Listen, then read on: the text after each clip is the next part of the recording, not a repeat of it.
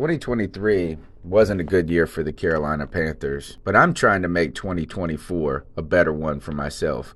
Get started on your resolutions with Factor so you're ready for the new year. Factor's ready-to-eat meal delivery takes the stress out of meal planning and sets you up for success in the new year. Skip the grocery stores, prep work, and cooking fatigue. Instead, get chef-crafted, dietitian-approved meals delivered right to your door.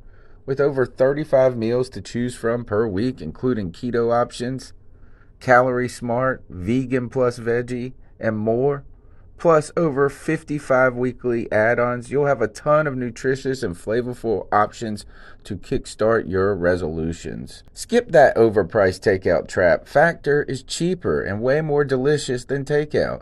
Get chef-crafted, restaurant-quality meals delivered right to your door, and they're ready to heat and eat in just 2 minutes, which means more time for you. Head to factormeals.com/C350 and use the promo code C350 to get 50% off. That's code C350 at factormeals.com/C350 to get 50% off.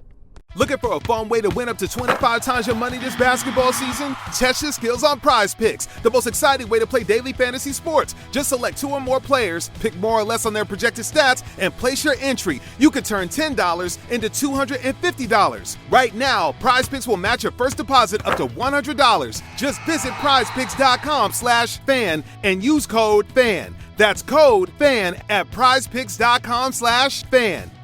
Must be present in certain states. Visit prizepicks.com for restrictions and details.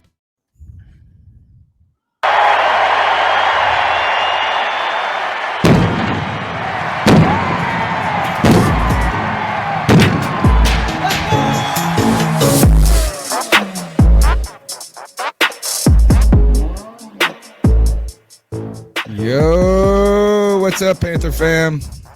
Tony Dunn here. C3 BeatCheck. Brought to you by CarolinaCatChronicles.com.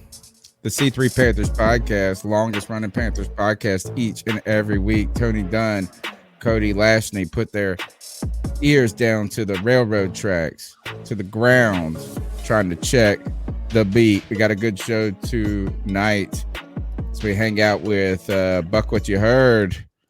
My boy Gene Thomas going to be here to help us preview the top storylines as the Panthers host the Tampa Bay Buccaneers. Cody Lashney, my friend, my foe. How are you, my good sir? Tony Dunn, we're back for another edition of the Beat Check, where we check the beat with Panthers reporters and podcasters from all different fan bases.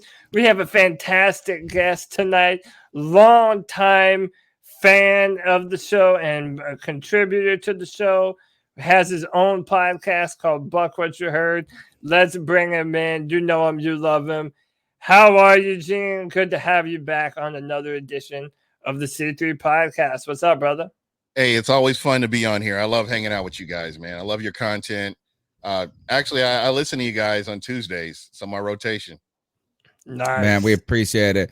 I tell you, Gene's got the best podcast name in the history of podcasts, Buck What You Heard. Good Lord, I tell you this is that, you wonder what you would name your podcast if you could go back after doing it for 10 years. And the C3 Panthers podcast was, we started with Carolina Cat Chronicles. I was worried about using the Carolina Panthers in the name. This was back, we're all going on the internet. And we're kind of like touching these big ass companies. And I was worried that territory.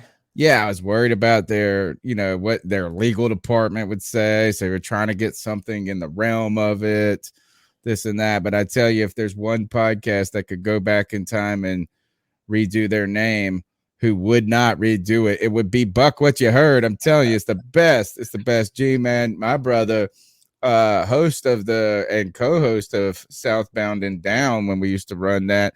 Might have to run that back at NFC South focused podcast, roundtable style, a podcast ahead of its time. But the Carolina Panthers will be hosting the Tampa Bay Buccaneers, who were shut out, right? Yep. Shut out. Was that only the third shutout of Tom Brady's career? Tom Brady's career. Can you believe that? That's insane. Tell us what happened to the Bucks? Um, they just didn't execute. There were injuries. I'm not going to use injuries as an excuse, but it's supposed to be next man up. You know, you're in the NFL. You should be able to go out there and play. There's enough blame to go around for everything. You know, I felt like coaching wasn't as creative as it could have been. You know, there were a couple of turnovers, fumble and an interception, and it just collectively there was a lot of stuff going on. And I do want to throw this out here. Snoop Dogg was in the building, and I think he jinxed us. And I'm gonna die on that hill right there. So leave it at that. I agree. I don't know why, but I agree. I agree. But also to go off that, listen, man, there is definitely something to be said. No matter how good your football team is, it is always tried and true that division rivals play you tough, man. Yeah. And ever since Tom Brady has been a part of the Tampa Bay Buccaneers, Sean Payton and the New Orleans Saints, man, even with all their roster turnaround, for whatever reason, they seem to have Tampa Bay's number. Why do you think that is? Was it just because of the injuries and all the talent you guys were missing, or are they actually doing something specific to kind of slow down the offense? I think it's been since Sean Payton has been in Tampa or been in New Orleans. It's been a problem, and the Bucks have just not been able to consistently beat the New Orleans Saints, and it is what it is. I mean, if you go back to the NFC North division when the Tampa Bay Buccaneers played the Chicago Bears, it was a very similar situation where it's just one of those things. The Bucks could not beat Chicago, regardless of how trash their team was. It just is how it worked out. And you got to factor in here that Sean Payton was out with COVID, and you don't even have a starting legit starting wide receiver, or there's a lot that the Bucks could have capitalized on, but they just didn't do it. And again, like I said, it comes back to coaching, execution, and just being able to make those plays that they didn't really do. So yeah, there's a lot of things that they need to look at. You're listening to the C3 Beat Check. This week, our guest helping us preview the Tampa Bay Buccaneers and Carolina Panthers is Gene Thomas, longtime friend of the show, my brother. Buck What You Heard podcast. Man, Leonard Fournette out for the rest of the season, and now we're talking about the signing of Le'Veon Bell. Of course, could there have been a different name that the Bucks have signed? Maybe. Well, I guess Adrian Peterson was taken. Who else can you go find? Man, why don't y'all bring you should have gotten Todd Gurley. And I love Todd Gurley, so no Todd Gurley slander on this podcast. Yeah, I know that's been since day one, since he entered the NFL.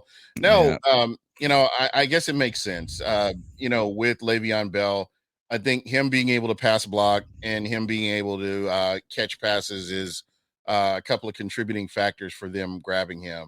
I know his best years are behind him, and I'm just wondering, what else this could have, who else could have been out there. I just can't think of anybody, really, to be honest. Yeah, I mean, you guys were really missing a lot of players, but you're going to have Antonio Brown coming back. What do you think? Let's start to get into this matchup a little bit. I was talking to you a little bit before the show, and I was telling you I wish that this was a more competitive matchup, or that we could predict it to be a more competitive matchup. What kind of team do you think you have coming off of that loss? Do you think there is a chip on your shoulder, on the Buccaneers' shoulder, going into this Panthers game? I mean, especially since they're still fighting to maintain and get to that number one seed. Well, you have to consider you've lost Mike Evans until the first round of the playoffs. You lost Chris Godwin for the season. You've lost Leonard Fournette and Levante David. So you've lost quite a few key players on both sides of the ball that really contribute to this team. Again, it comes back to coaching, and how will these coaches put together what they need to make things work out. That's going to be the key right there. If you give me 1 second, I need to let somebody in real quick. And It's okay. It's okay. Go on. Here, let's continue on as he's going and letting his guest in. He's got to let somebody into his house. Don't ever let somebody in your house while you're podcasting, folks. Yeah, it's like a Scary. bad Scary. omen. Who knows? What do we? I think we got to. I mean, obviously, we're trying to preview this matchup, but let's go ahead and jump over to the Carolina Panthers beat. Right. While he's gone. Yeah, well, there's one story. There's only one story to talk about. Have to you told me, I thought you were bullshitting me. Tell me, what is the only story that we should be talking about tonight when it comes to Carolina Panthers? The only story that we should truly be talking about tonight is that our man, the best defensive player on the Carolina Panthers, Hassan Reddick, got snubbed for the Pro Bowl. He is not going to the Pro Bowl. And not only is he not going, but his teammate on the other side of the defensive line is going to the Pro Bowl. Brian Burns has been named a Pro Bowl defensive end. Hassan Reddick got snubbed. And Tony, in one of the Debate My Takes segments that we did, I said Hassan Reddick was the only Panther deserving to go to the Super Bowl. I'm not trying to take to the Pro Bowl. Oh yeah, to the Pro Bowl. No Panther is deserving to go to the Super Bowl. I'm not trying to take anything away from Brian Burns, but man, how many times have we talked about him missing, a bunch of different sacks, not wrapping up, not being able to contain. I mean, it really is kind of baffling that this has happened. And that it happened the way it did. I think Hassan Reddick got snubbed. I mean, ultimately, I am happy for Brian Burns, but I don't know, Tony. This is a tough one to swallow. Surprising headline for me.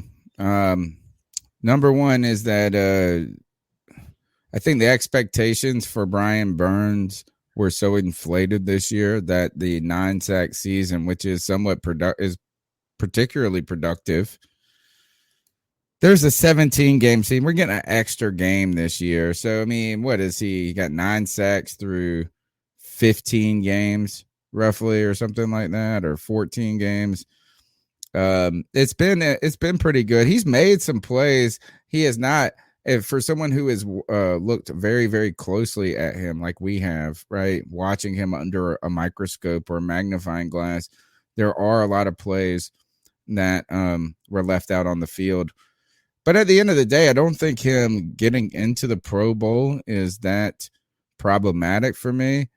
The real problem, though, is that Hassan Reddick is an alternate when Hassan Reddick's been not only the best player on the Carolina Panthers defense, but arguably the best Panther player for the whole season. A man who's came in on a friendly deal. And, I almost thought it was slightly, I kind of looked down a little, when Hassan Reddick was pumping up his own Pro Bowl tweet so much. I hadn't seen a player root for himself so publicly before. And he wasn't doing it in a mean or greedy way. It was just like he was happy and very excited to go to this Pro Bowl. And then, and he really wanted it. And I don't know if Twitter campaigning. Yeah, I mean, he was campaigning, but it wasn't it was like an honest campaign. So I just hadn't seen a player campaign like that so heavily in my history with the Carolina Panthers. Maybe he got snubbed. I don't know. And obviously it wasn't through fan voting because he was leading the fan votes, unless big market teams just all of a sudden got up there on the last second on that double vote day. Right.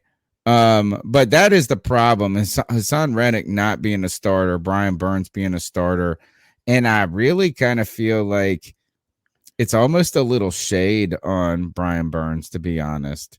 Like when he walks into that meeting room and the defensive players are all around and he's like, I'm going to the Pro Bowl. Everybody's like, Reddick should have been the one. Reddick should have been the one. So that's the big storyline. We'll circle back to the Matt Rule recant. Yeah, I'm shocked that Karen Jordan's in there. Well, we're gonna circle back to the Matt Rule recant storyline. Cody, take us back to the Bucks. Gene from Buck What You Heard here helping us check out the Panthers beat. Yeah, so the question I want to ask you is how's your edge looking?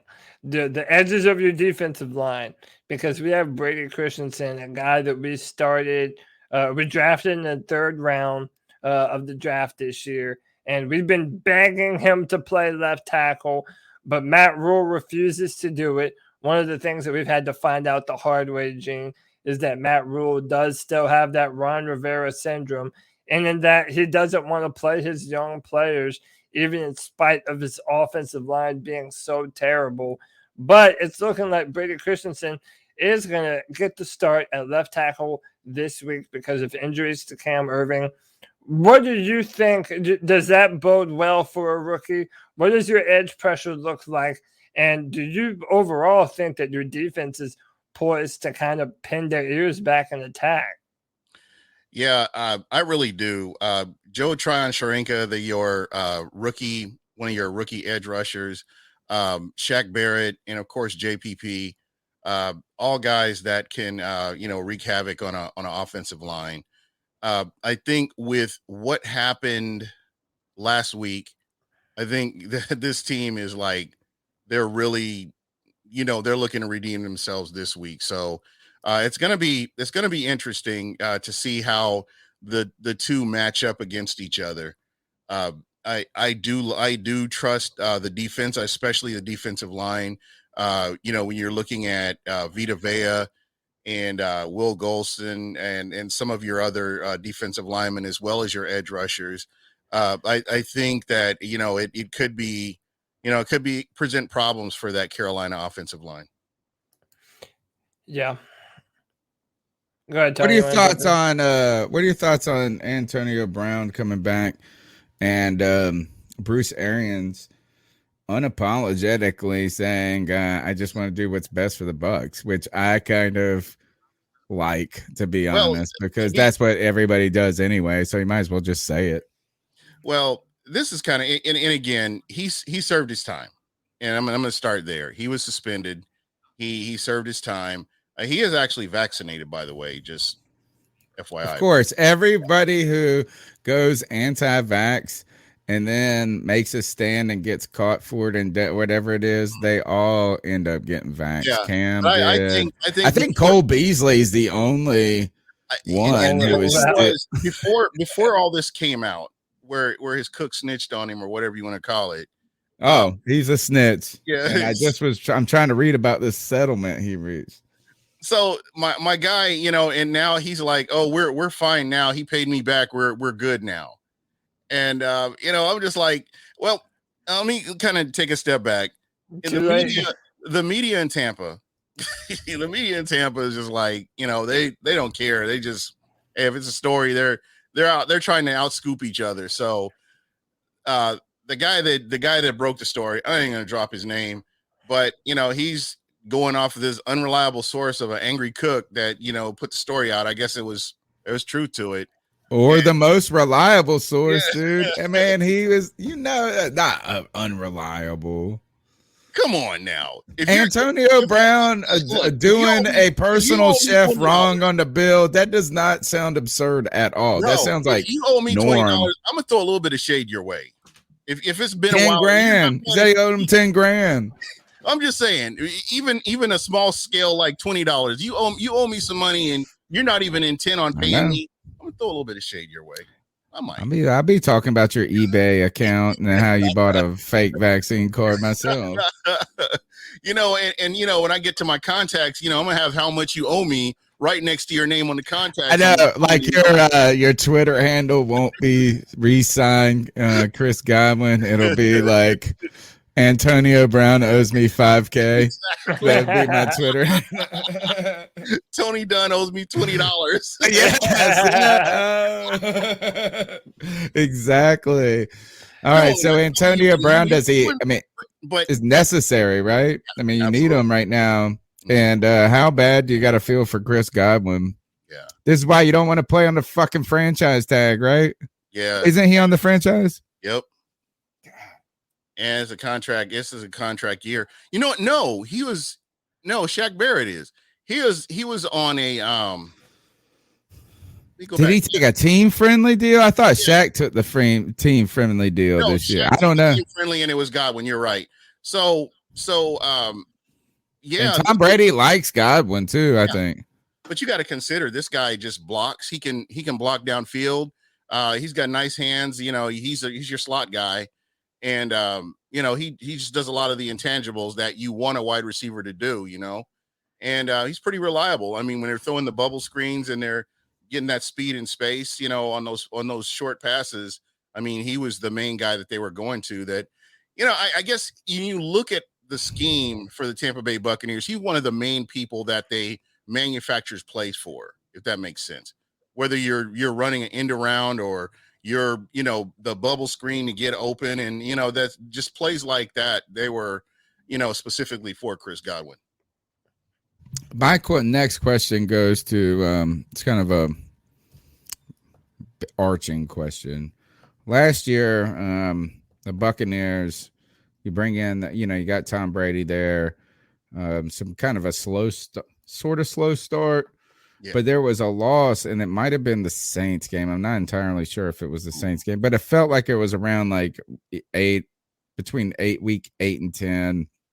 There was a loss the Bucs encountered, and then they just reeled off and went from a wild card team to like being a dominant team. It felt like it was the Rams game. It was probably the Rams game, and then week 12, that Kansas City game was a game that kind of was a difference maker. Then they went into the bye week. So you galvanized. Yeah, you kind of caught this momentum point and got galvanized into a tough, hard team. Right. There's a couple of times this season I thought that was happening again. It was a month ago. It was 2 weeks ago. Now you suffer this blanking by the Saints, who Tom Brady can't beat the Saints. How about that? They're like the opposite of the Dolphins for him. Yeah, exactly. They're the opposite of the Jets. He can't beat the Saints under any circumstances, it feels like. Except for the playoffs. Except for the playoffs, exactly. Good point.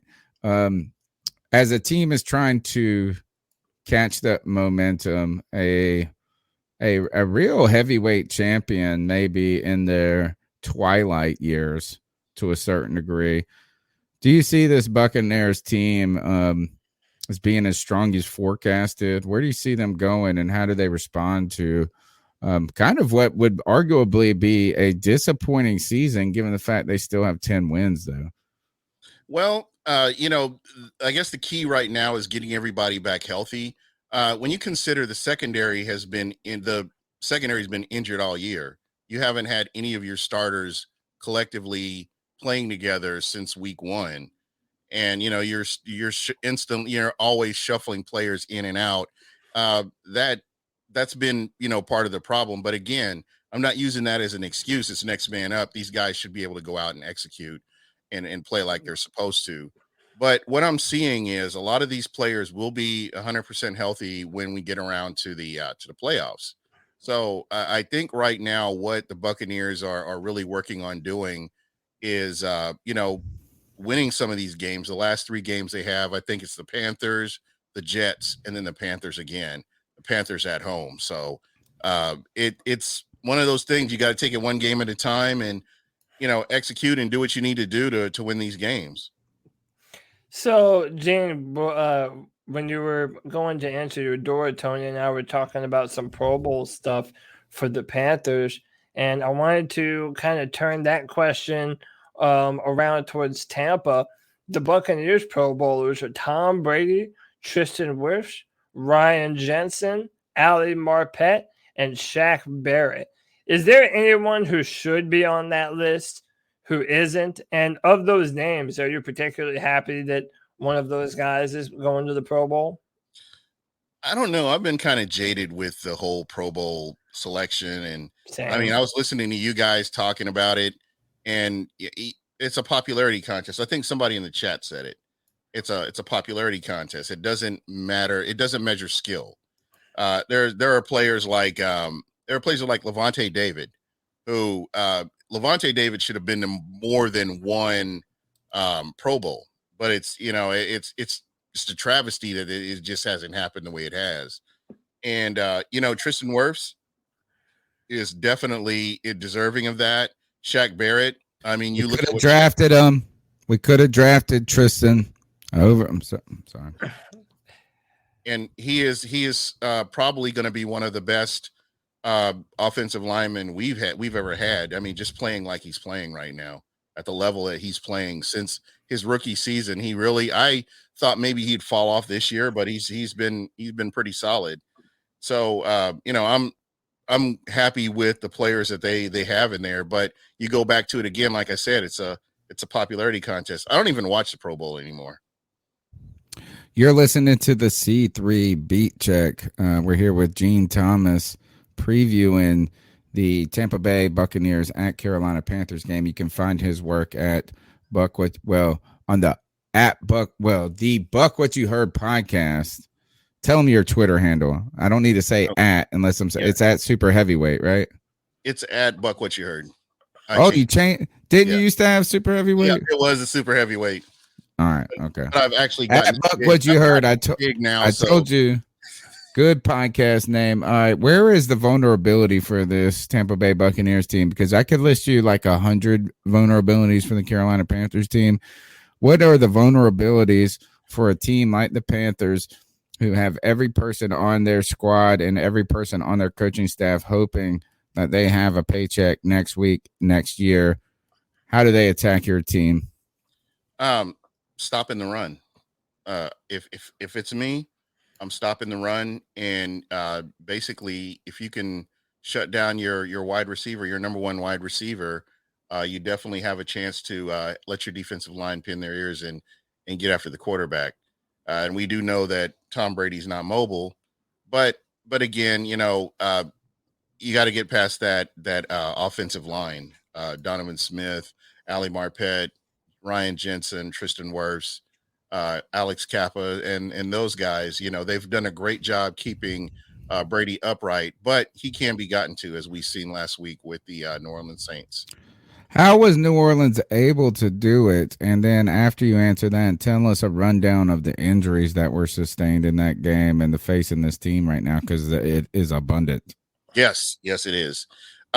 Just the play calling was really good. I mean, they came after Tom Brady, and they were able to keep pressure on him and keep keep a hand in his face, and it just made it difficult for him to get those throws off.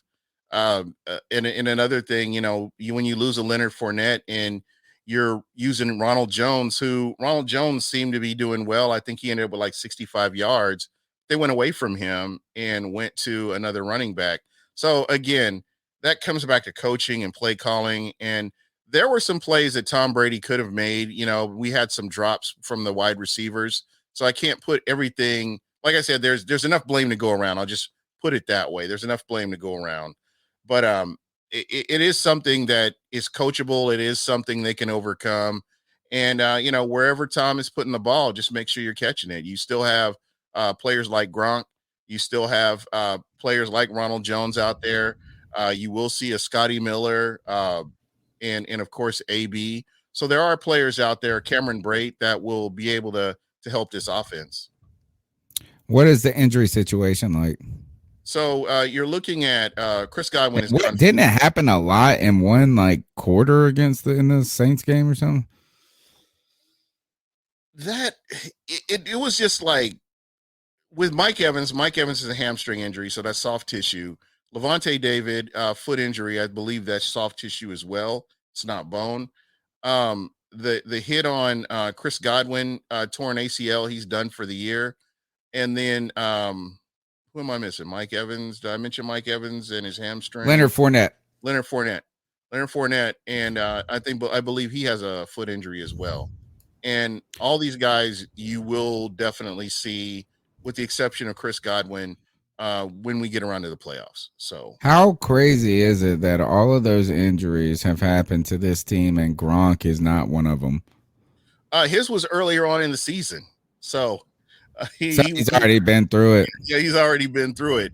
And oddly, I figured Mike Evans would have gotten a hamstring injury or something like that earlier on in the year, but he's been pretty durable up until this point. Gene, what's this I'm hearing about Le'Veon Bell? Is that something that could actually happen? I know that. It's already had. He practiced today, dude.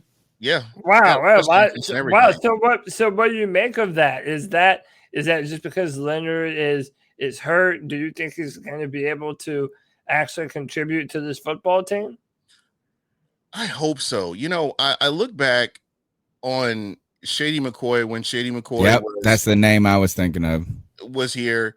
He contributed for the Minnesota Vikings game, and yeah, that was about It it. wasn't all season long, but there were some moments that he was used, and they said, "We need you," and his name was called, his number was called, and he answered in those games. Yeah, you gotta wonder if Le'Veon, man, this guy was about to go and fight in the MMA. He said, yeah. Well, it still could happen. I mean, you're looking at Giovanni Bernard being healthy for the playoffs, and that's a name we haven't heard because of the injury that he suffered.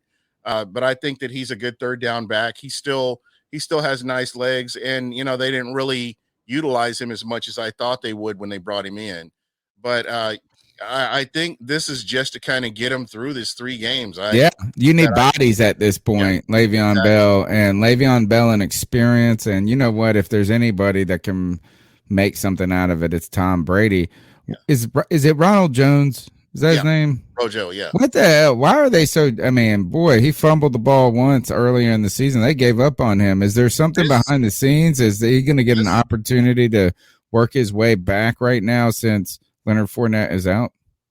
I don't. He will be your starter, but after this season, I don't see him coming back to Tampa. This is just not a good fit for him.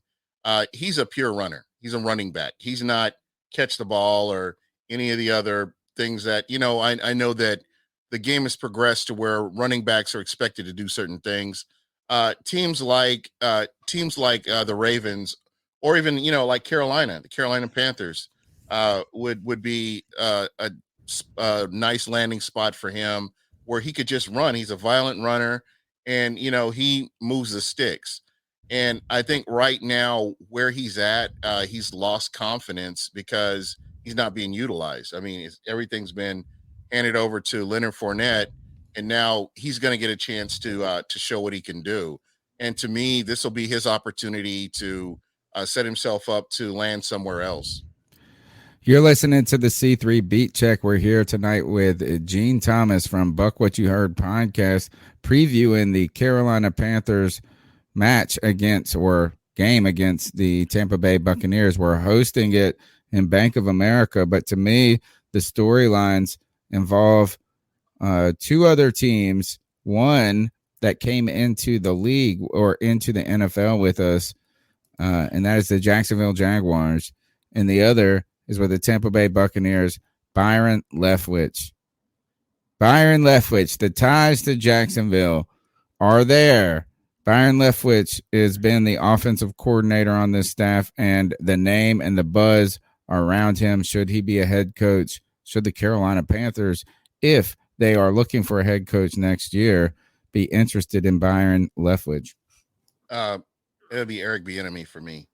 I mean, I'm probably in the minority here. I'm not a huge fan of Byron Leftwich. I don't think he's very creative. Okay. He doesn't make adjustments. Let's hear it. I want to hear it because I think right now it's just a name that look, and I like Byron Leftwich. So tell us what you think about him. He's been fortunate enough to be in this marriage with Bruce Arians, Tom Brady, and Byron Leftwich, and they all work well together collectively. I wasn't a huge fan of his, when he was in Arizona, and hopefully, again, I know people will complain about me saying this, but I just wasn't. I don't think he's very creative, and there are times where he doesn't make adjustments in the second half, and I think only your good coaches do that. And I'm going to give the devil his due. Sean Payton is really good at that. Bill Belichick is another coach that's really good at it. Sean McVay, another coach that's really good at making adjustments and playing to the strengths of what's best for their players. But when things are working, Byron Leftwich calls some really great games. The game against the Saints was very unimaginative. There was nothing to throw off the New Orleans Saints and you know it was just basically this is what we're going to do, and there was just a matching of wills. So again, yeah, I understand where people are going with this, but you have to consider that it was a marriage with Bruce Arians, Byron Leftwich, and Tom Brady. It wasn't all Byron Leftwich making the calls. And again, I think he needs a little bit longer if you're going to consider him as a coach. Someone in the chat asked this: who calls the offensive plays for the Bucks, Byron or Brady? I've seen both. I've seen times where Tom Brady will shake off a call. He'll look over at the sidelines and shake his head and go at something else or audible out of something. So I like I said, it's a marriage between the three, and I think that's the only way that they could have been successful, just based on that. Yeah, so let me ask you this. Going into this matchup, what are you thinking about Tom Brady? After coming off of that shutout, you can tell those kind of performances, especially if anyone's been watching Man in the Arena, like he takes those personal. Right. So, I mean, what do you think Tom needs to do to rebound from a performance like that? And I mean, and you can be honest with us. Do you look at this matchup with the Panthers as a favorable opportunity for him to do so? The Carolina Panthers are coming in facing the defending Super Bowl champions, and they're going to bring their A game. They're going to bring everything, and they're going to play this team, and they're a division rival as well. They're going to play the Buccaneers different than they played some of your other games. It's going to be a close game because, to me, and in my opinion, is a division game, and those are my expectations. I think that everybody, when you're the Super Bowl champs, that's the way everybody you've got that target on your back, and everybody's coming for you. So that's kind of how I look at this. And kind of getting back to Tom Brady, he's got to get some help from his wide receivers. Wide receivers have to get in; they have to catch the ball. If the ball hits your hand, you've got to catch it. And we saw some drops by Gronk, saw some drops by Scotty Miller. These are plays that they're going to have to make. You don't have Chris Godwin. These guys have to step up. The guys, if you're on the field, you've got to step up. You've got to make the play. Tom Brady can't go out there and catch the ball himself. I mean, there have been some throws that, were questionable, but on the other end of that, there have been some throws that were right there. All you got to do is catch it. You got a first down, and you're extending the play. And special teams, when it's your number, when your name is called on, Ryan Suckup, one of my favorite kickers, he missed a 3 points right there. And then you're operating differently, just situational football because you've got 3 points on the board. So to me, everybody's got to contribute. When it's your time, that's what you have to do. Yeah. Let me ask you this.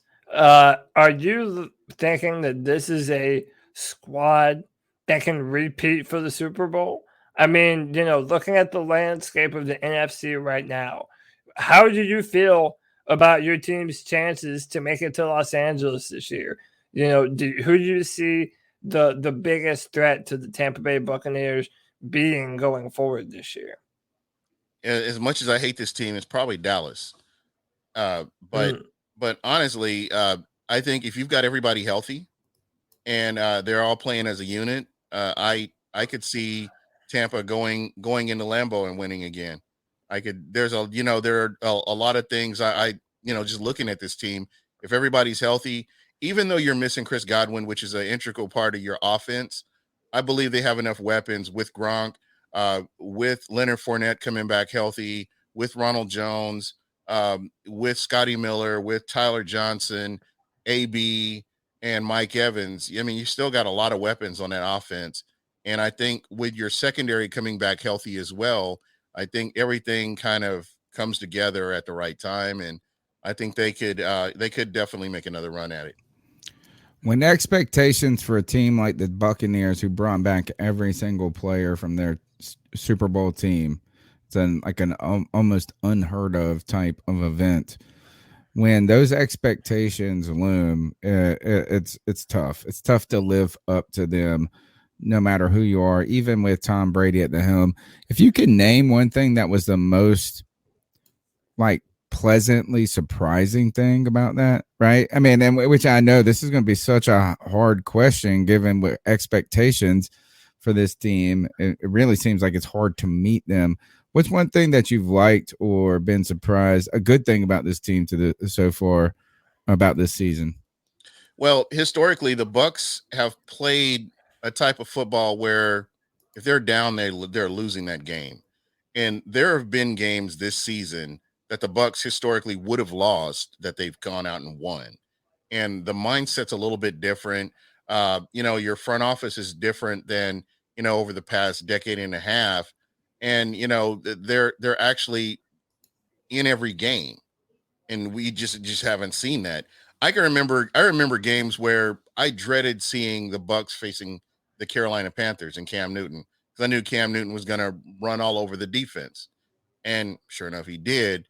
And, there were those types of games. But now with Tom Brady on the field, and I'm like, oh, the Bucs can win this game. There's always a chance. There's like always you'd be down 20 with 6 minutes left, and you go, man, can we get 3 possessions up in this bitch real quick? What's the worst let's flip that coin. What's the most kind of disappointing part of this season? Probably the penalties and missed opportunities. There's a lot of points that were left on the field that could have led to wins, and execution. I mean, sometimes the Bucs play like it's a preseason game at times where they should be making plays, making catches, and it's just not happening. So I think now you're starting to see him kind of bring it all together. But, just throughout the year, there were a couple of games that, the Washington football team, they should have beat them. They should have beat them by, at least 2 or 3 touchdowns. But, it didn't happen. And again, that's the Bucs beating the Bucs. And, there's something we're kind of used to. It's like PTSD, where you're just used to seeing that over and over again. So, those are the kind of things that kind of disappointed me. I figured that maybe after 4 or 5 games, the Bucs would bring it all together and stop making these backbreaking penalties or backbreaking mistakes that lead to other issues. So, just where they are right now, I'm hoping that they're figuring this out, and this is going to tell you a lot about the team and the coaching staff these next 3 games. Well, some people on the outside may say, "Oh, these are all easy games to win," but no game is really easy if you're the defending Super Bowl champs, and I will say that. Yeah.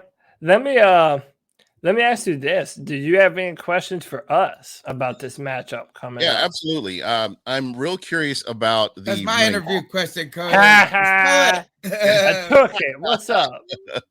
So with the running game, how on a scale of 1 to 10, I'm going to start with you, Cody. How confident are you with the Carolina Panthers running game? And Christian McCaffrey, is he out for the season?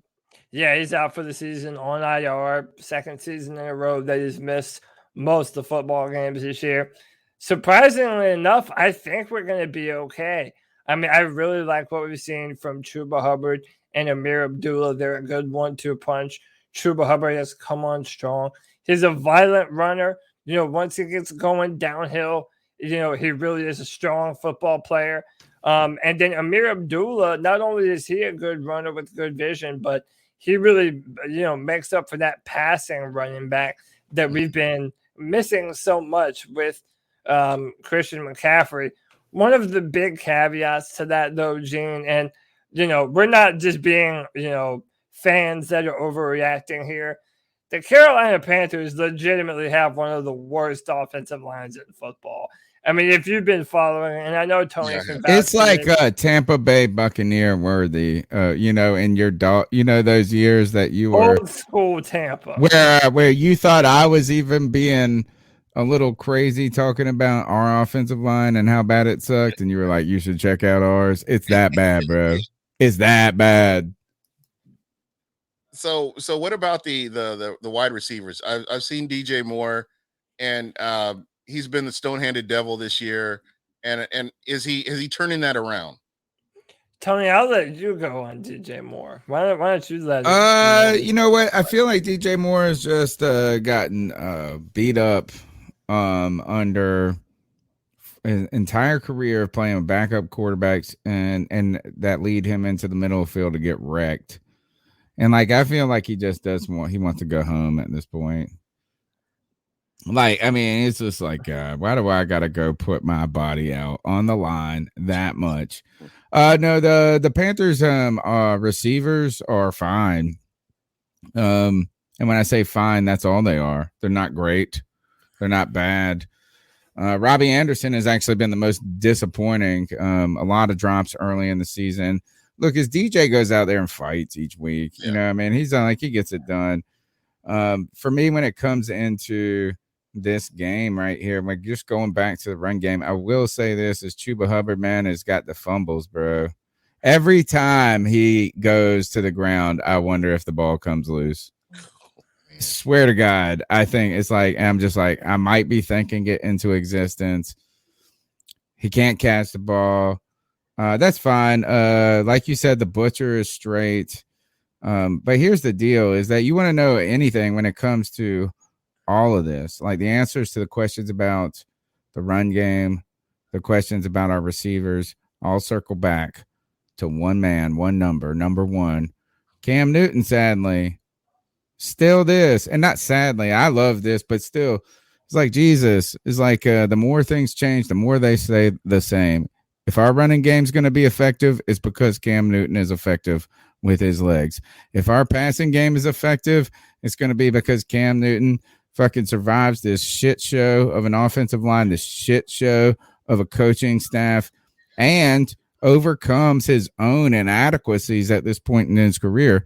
He's got his own things to overcome internally, I guess you would say. It all comes back, and it's like he is our soul. He's like our sun that we orbit around, and that is Cam Newton. The run game is going to be predominantly dependent on him. And my last point about the receivers is this. Jesus Christ, we're going to be playing Sam Darnold in this game. They've already said they want to see him out there, so they are going to suck. They're going to suck. Everyone's going to suck. Right, we're in a bad place. We're in a bad place, homie. Yeah, we're very I have to ask this too. Yeah. This reminds me of the Bucs so much. You're the trenches. Do you feel like the general manager has adequately addressed the trenches over the past 5 or 6 years? Because that's where I'll give you 10, Gene. We have not. You want to know why we have a shit offensive line? I'll tell you why. Because we haven't invested in it. We haven't invested in it in the draft. We haven't invested in it in free agency. We have invested too little, too late. That's it. I mean, well, right? I mean, like, look, even the best names that you could say, Taylor Moton, right? The guy that we just extended still was a trade up, our second choice in that draft. We got outbid on somebody. We had to settle for him. On top of that, he was a second round pick. We have not had a first round pick for the Carolina Panthers on the offensive line since 2008, bro.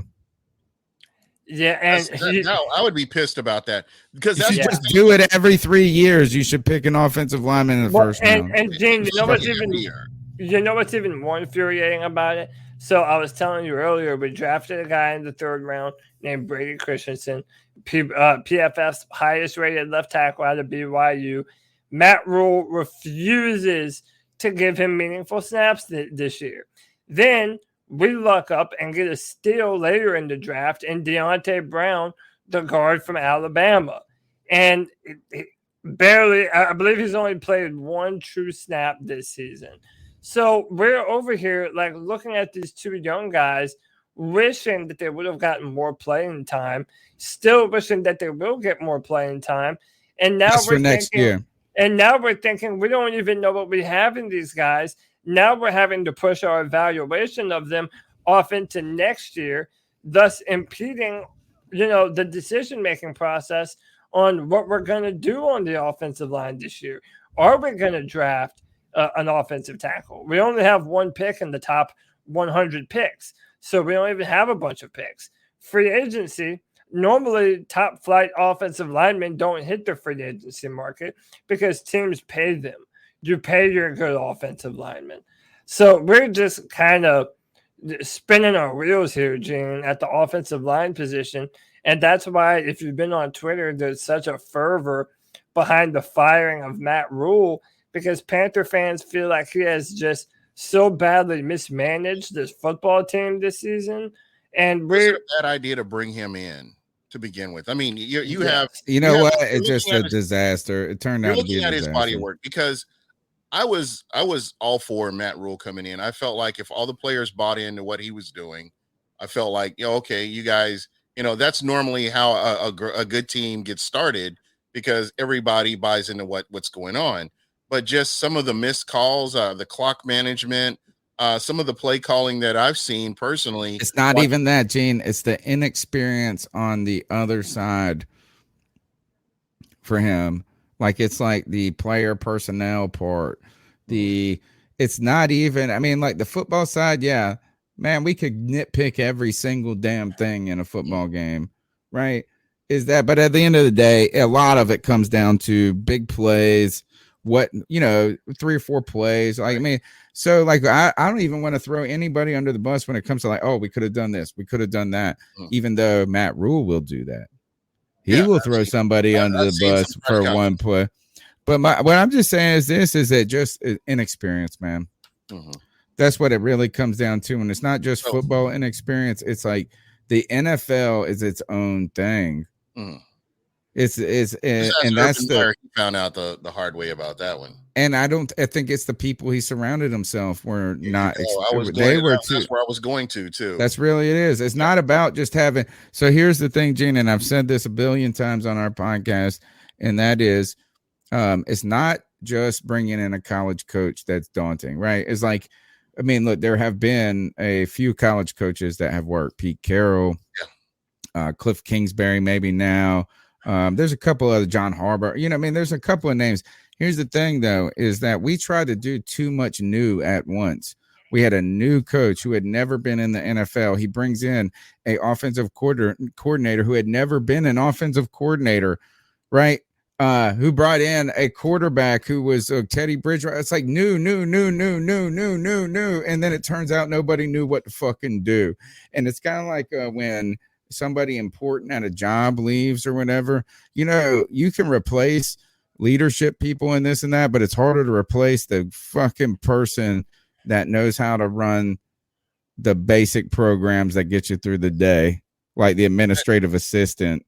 You just described the Tampa Bay Buccaneers in 2010, when Raheem Morris was the head coach and no experience. And then you look at the team themselves, there were no veterans on that team.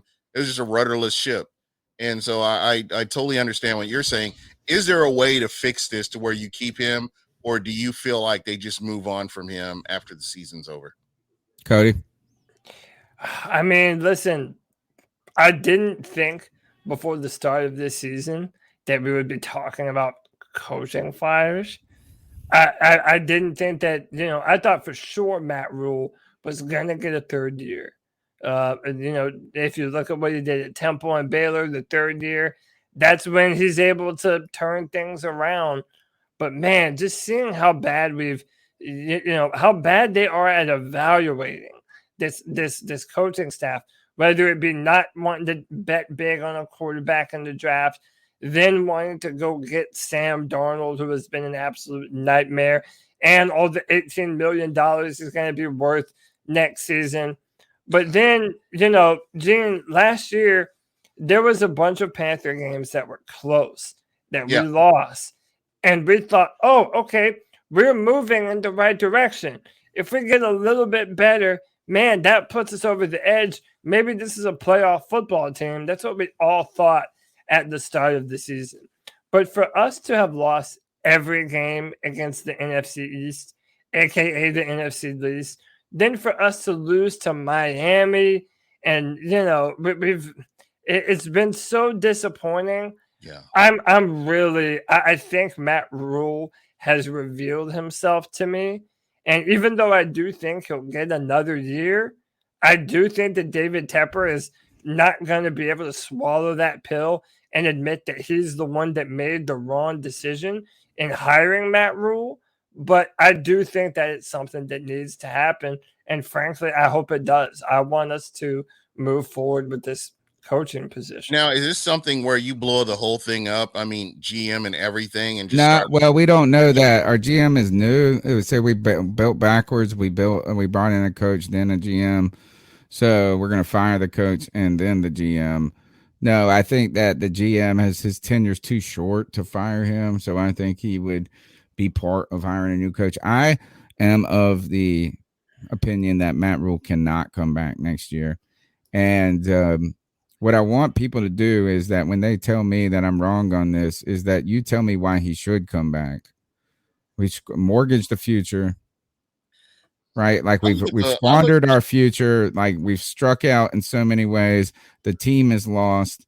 So no, I don't think he should be the coach in the future. And Gene, we're kind of running low on time here. No worries. So here we're gonna do is we're going to cover the last two topics of the beat check, which are going to be internal Panthers discussions, but you can hang out and talk with us about the two top storylines that are floating around for the Carolina Panthers. That's right. Every Wednesday night we check the beat, or we check the top stories with a beat writer, a podcaster from the opposing team. This week it is Gene Thomas from Buck What You Heard, as we host the Tampa Bay Buccaneers, but we also look at the top storylines for the Carolina Panthers. And we've talked about the Pro Bowl snub, one.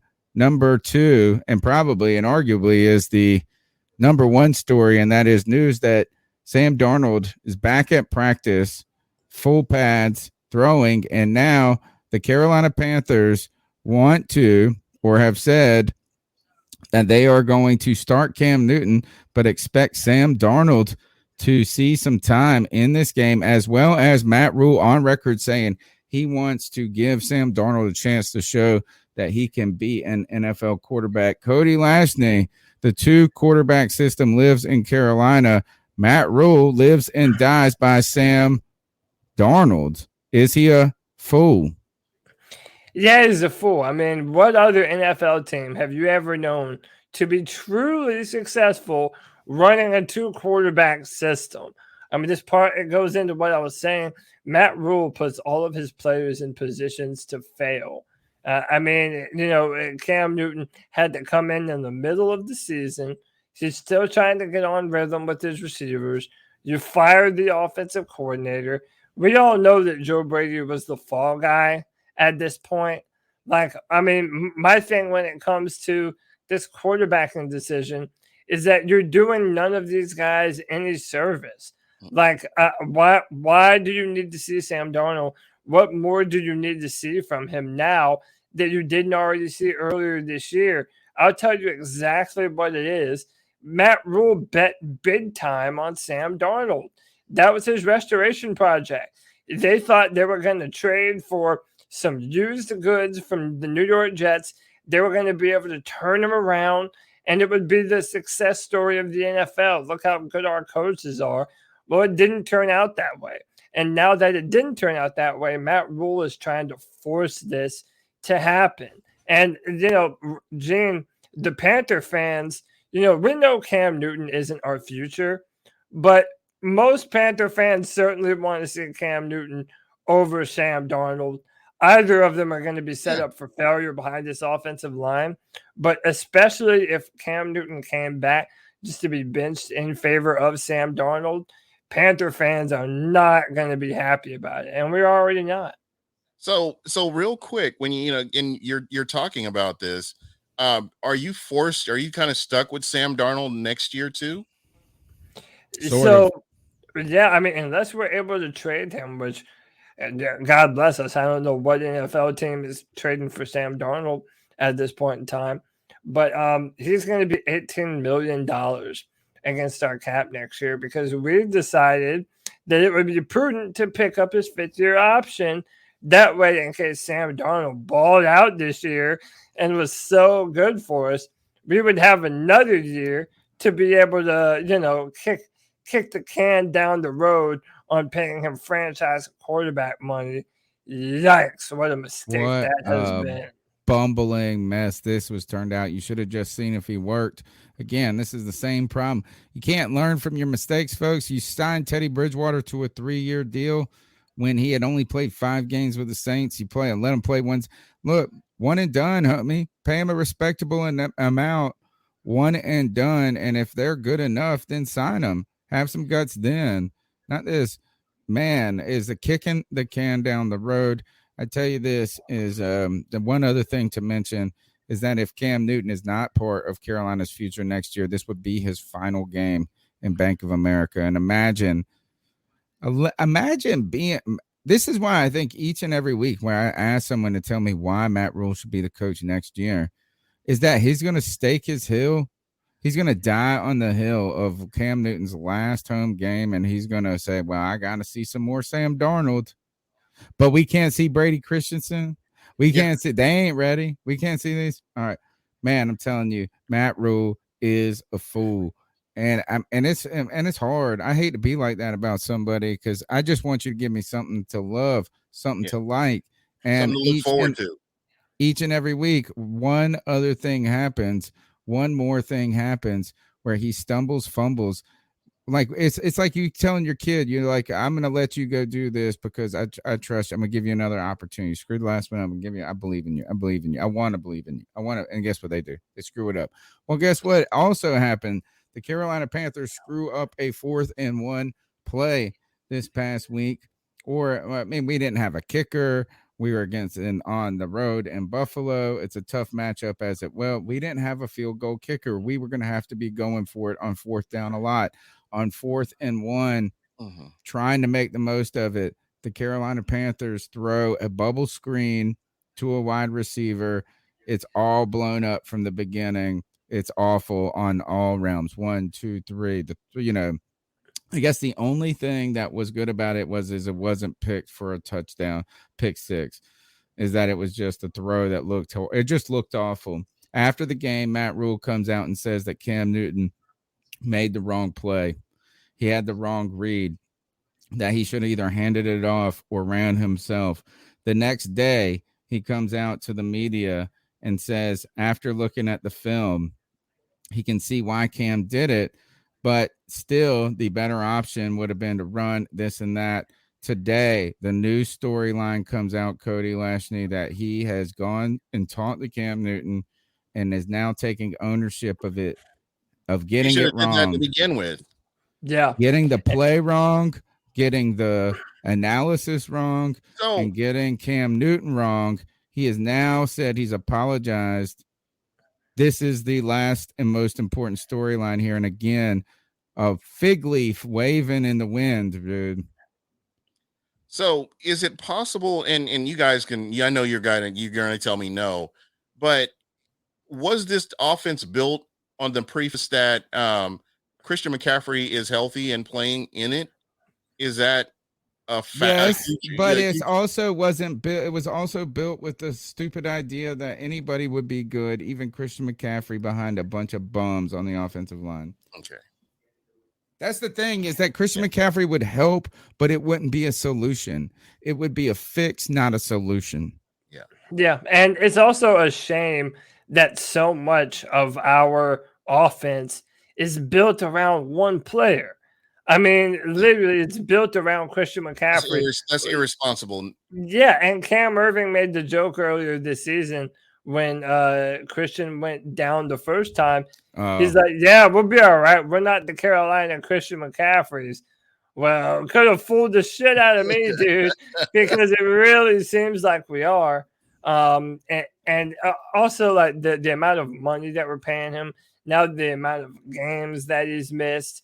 And then, to go back to what we were talking about with Matt Rule taking opportunities to throw these snide remarks and throw players under the bus, like veterans, like Cam Newton, it doesn't ingratiate you to your players as a leader. Or the fans. We've questioned his authenticity. We've questioned his character. All the things that we were actually sold as being Matt Rule's strengths have turned out to be failings at this point. And I don't want to be too hard. You know what I mean? Like, we make mistakes as humans. You know what I'm saying? Like, you're in the moment, you do this and that. But what he is not, like, there was no, like you said, the initial thing you said, Gene, is you don't say that. No, that should be all be You don't in-house. say, That should yeah, be you done don't in-house. say that. Yeah, you don't say that. That you don't pick people that are to blame at that point. And he's picked favorites. He's picked Baylor players. He's picked Temple players. He's played favorites. He's played favorites all day. And it turns out this lifeboat is too full. He threw Joe Brady out. The whole boat's going down. He's tried to throw Cam out. Turns out Cam was too heavy for him to throw out. And now he's grabbing onto a Sam Darnold life vest, which is not rated for safety. Yeah, it's full of bricks. Yeah. All right. Guys, we have this is the C3 Beat Check, and we've had a good show. Cody, let's tease tomorrow's Debate My Take. We had a heated debate that we recorded right before this show. Tell them some of the topics that we argued over. Oh, yeah. Listen, we're already talking about who our preference for head coach is in the event that Matt Rule is fired. I won this one, bro. No, you did not. I took the side of our next head coaches to be Eric Bieniemy. Tony Dunn wants to go backward and hire Greg Roman. Needless to say, I schooled him on that topic. Is Matt Rule lying about the decisions and, lying about covering up his own inadequacies on this football team? Who's the most disappointing Panther player in 2021? How will Brady Christensen fare against the Tampa Bay Bucks? And then here's the most fun one that we did. Pick any all-time Panther player to help you in a street fight. Kevin Green. That was a notable mention. He didn't get it, but that's a good one. Gene could get up in this discussion. Yeah, we did a fun show. It's going to be fun when that premieres. Check that out. I like that. We'll drop that tomorrow at 7:30 p.m. Debate My Take. You can suggest our debate topics. I was a little disappointed we did not do Is Die Hard a Christmas movie, but everybody knows it is. It is 100%. Yeah, it meets all the criteria. All the criteria. Ho, ho, ho. You can hit us up on Twitter. Hashtag C3 debates and debate C3 debate my take and suggest debate topics for next week's show. I want to thank Gene Thomas and wish you a Merry Christmas, man. Thanks for coming on the Beat Check tonight. Tell them how they can find you on Twitter and on the interwebs with your podcast. Oh yeah, you can go out to YouTube. You can find Buck What You Heard. Give me a subscribe. I would appreciate it. You're always welcome in the chat. It doesn't matter what your team is. You're always welcome. And I'll make sure you don't ever get disrespected. That's what I like to do. I believe the NFL. Say your thing. Follow me. You follow me. I follow you back. Oh, yeah. Yeah. And on Twitter, hit me up at Buck What You Heard. You follow me. I will follow you back. I love that. It's a good line. It's just got good flow. My man, Gene, thanks so much for coming on the Beat Check. Cody Lack, how can they find you? Yeah, you can find me on Twitter at Cody Lack, CODYLAC. All of my written content is at drafttech.com, where I'm the analyst for the Carolina Panthers, writing first and second round comments. And Gene, you're invited to this too, man. Every Friday at 7 p.m., we do a Friday free for all, where literally anyone and everyone can come on the show. I'll post the link to the StreamYard in the chat room, in the link to in the description box. That way anyone can come and talk football, talk about the Carolina Panthers, talk about the upcoming matchup. We have a fantastic time, a fantastic group of discussions. Come join the cult of free-for-all every Friday at 7 p.m., man. We're having a good time. I will be there. Nice. Thank you, guys, man. The people in the chat got so many good suggestions. Make sure you get in the comments. Make sure you hit that subscribe button, smash the thumbs up button. It's free. I want to wish everybody a Merry Christmas, Happy Holidays, whatever your religious or non-religious flavor is. Just remember, the Saints fucking suck.